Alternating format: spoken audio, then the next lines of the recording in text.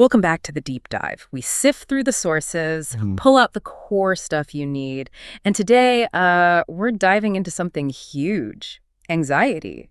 Yeah, it really affects almost everyone, doesn't it? And it's way more than just, being worried. Yeah, definitely more than just nerves. The sources we looked at, they paint this picture of it being like a full body, full brain takeover. A hijacking, yeah. Yeah. Makes you question everything. Are you safe? Are you, valuable? Sometimes even what's real. And if you felt that, you know the usual advice, right? Deep breaths, go for a walk. Things that help in the moment, sure. Symptom relief. Exactly, symptom relief. But they don't get to the root cause. That's what we're after today. There was this great analogy in the research about eczema, treating the skin, Right, for years it was all creams treating the surface. But then they figured out often the root cause was inflammation in the gut, healed gut. And the skin clears up permanently. Exactly. So anxiety is kind of like the eczema flare-up. It's the symptom. We need to find the gut issue, the thing that happens before the anxiety kicks in. So that's the mission for this deep dive. Yeah. Stop just managing the flare-ups and actually find, maybe even dissolve that root cause. And the promise, the big takeaway we found, is this specific psychological framing trick. It's a shift in how you see it. A perspective shift that could genuinely change how you experience anxiety, like forever. It starts somewhere pretty radical, actually. The first step, realizing anxiety isn't actually the bad guy here. Which sounds weird, right? Because it feels awful. It does. But fundamentally, it's trying to protect you. Yeah. Think about walking down a dark alleyway at night, that sudden fear, heart pounding. Yeah, you want that. That's your alarm system working perfectly. Totally. The problem is, maybe 99% of the time in our modern lives, that same alarm system is misfiring. It's a mistranslation. So the system that's great for spotting actual predators is now going off when you get an email from your boss. Precisely. Or when you think about money or a presentation, it's ancient intelligence getting confused by modern stress. And we tend to take it so personally, don't we? Like, I'm broken or I'm weak. Yeah, but the sources are clear. Yeah. It's not a character flaw. It's just a survival mechanism that's, gone a bit haywire in the moment. Outdated software, basically. Okay, so how does it actually work? How does the brain decide danger when there's no, actual lion? Well, its main job is prediction. It tries to spot danger before it hits and doesn't need solid proof right now. It just needs a memory. A memory of something bad, yeah? Or just a thought about what could go wrong. Or, and this is a big one, just plain uncertainty. Uncertainty. If it can't predict safety, it defaults to danger. Bingo. Worst case scenario thinking. And we're fighting against, hundreds of thousands of years of evolution here. The nervous system is, 300,000 years old, the sources said? Around that, yeah. Built for immediate physical threats. It literally can't tell the difference between a saber-toothed tiger and maybe being judged in a meeting. The feeling can be just as intense.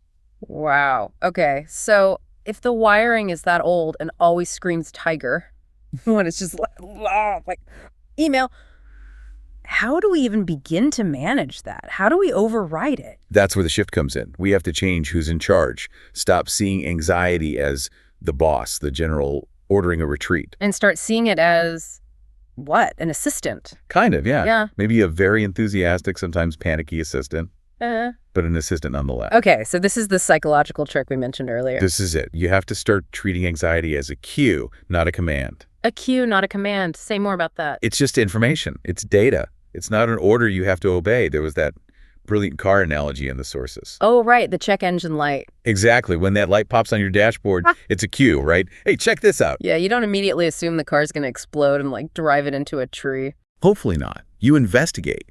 You pack the hood. Maybe it's serious. Maybe it's nothing.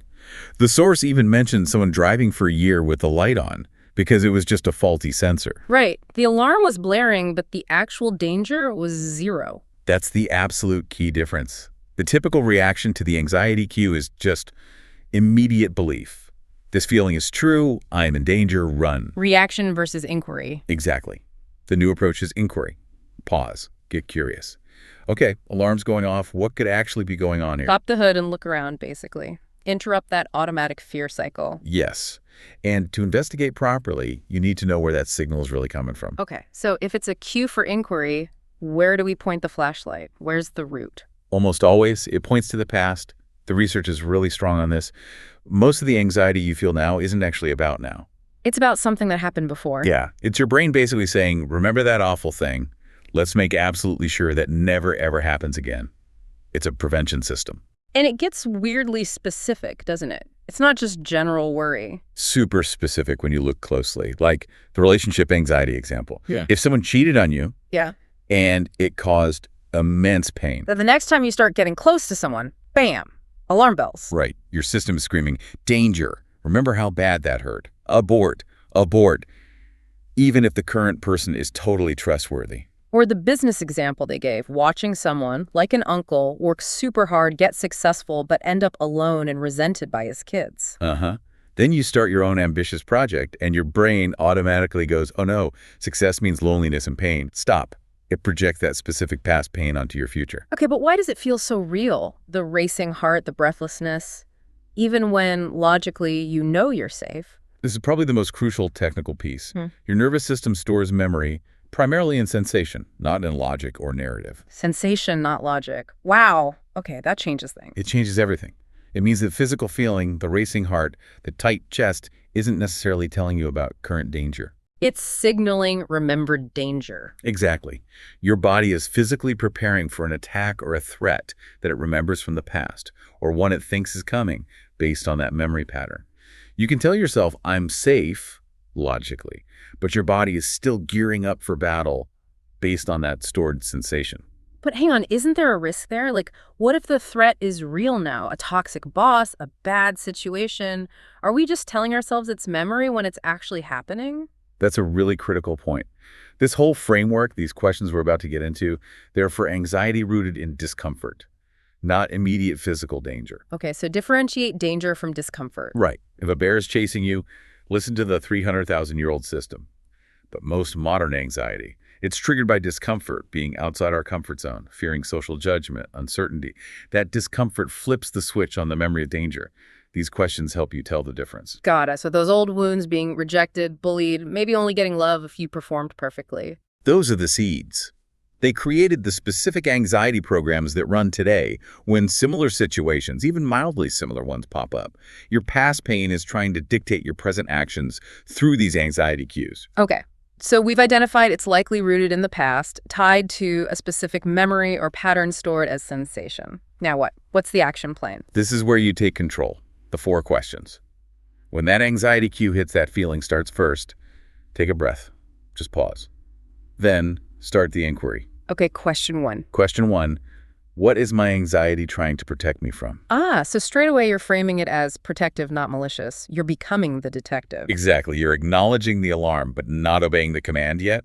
What's the perceived threat? Embarrassment, rejection, future pain, loss of control. Okay. Then question 2. Question 2, where did I learn that this specific thing is dangerous? This is the dig into the past, the origin story of this particular fear. Yeah. When did I first feel this? Was I ignored, mocked, shamed, pressured? You're looking for that specific instance or pattern that wired this response in. Naming it helps. Got it. Question 3. Is this threat real right now, or is it remembered? The reality check. Popping the hood. Precisely. Am I in actual physical danger this second, or am I feeling discomfort based on a memory? You consciously separate past feeling from present fact. Okay. Brings it into the now. And the final one, question 4. Is this an old pattern running? If yes, what new truth can I install instead? This is the rewiring part. You name the old pattern. Like, this is my fear of rejection pattern kicking in because of that time in middle school. And then you actively choose a new belief, a new truth for this moment. Yes. And installing it isn't just thinking it. It's about acting in alignment with that new truth, even while the anxious feeling might still be there. So if the old pattern is like, I need everyone's approval, the new truth might be. Could be something like, my worth isn't up for debate, or disapproval just means misalignment, not that I'm flawed, and then you act from that place. Let's use the networking example from the source. That's super practical. You're walking towards a networking event, social anxiety slams you, heart pounds, mind races. They'll judge me. I'll be alone. Okay, so the new you pauses. Deep breath. Question 1. What's it protecting me from? Answer.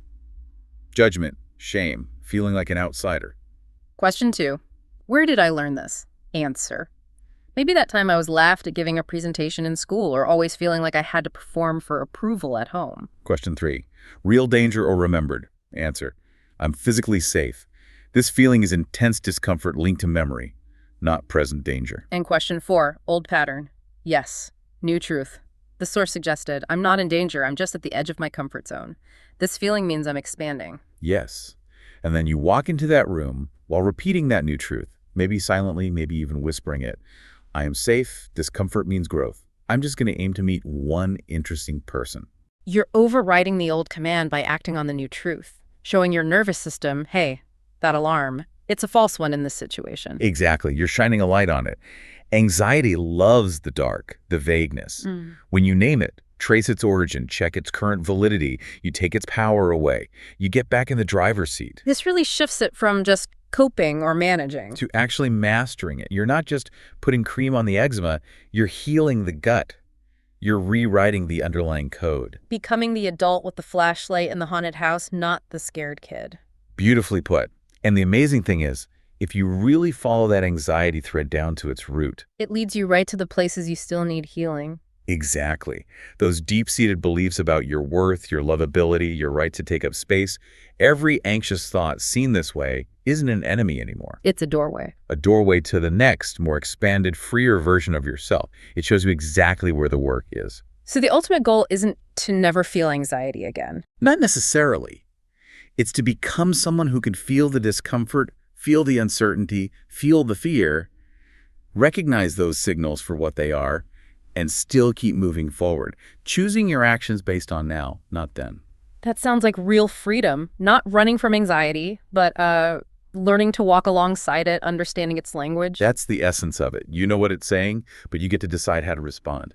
Fantastic. A really powerful framework. Thanks for breaking that down. My pleasure. It's game-changing stuff when you apply it. Definitely food for thought.